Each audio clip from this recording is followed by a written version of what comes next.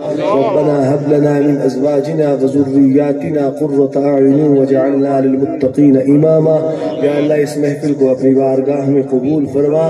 یا اللہ اس کے انتظام و انصرام میں ہمارے بھائی سعد صاحب سمیت جتنے احباب نے حصہ لیا انہیں اپنی جناب سے بہترین بدلہ جزائے خیر عطا فرما. یا اللہ بھائی سعد صاحب کے والد گرامی کی کامل مغفرت فرما. اگر ان کی مغفرت ہو چکی ہے تو یا اللہ ان کے درجات کو بلند فرما. یا اللہ دنیا میں جہاں جہاں مسلمان پریشان ہیں ان کی مدد نصرت اعانت فرما.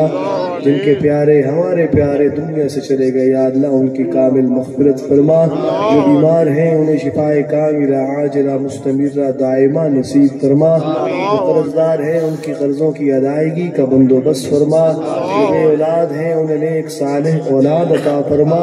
جن کی اولاد ہے یا اللہ انہیں والدین کا فرما بردار تابعدار بنا.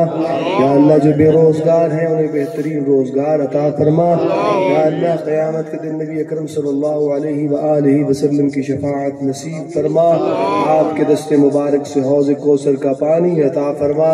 یا اللہ آپ علیہ السلام نے جتنی بلائیاں مانگی ہمیں بھی عطا فرما. جن شرور و فتن سے پناہ مانگی ہمیں بھی پناہ عطا فرما. ہمارے ملک پاکستان کی حفاظت فرما. اسے اندرونی بیرونی انتشار سے محفوظ فرما.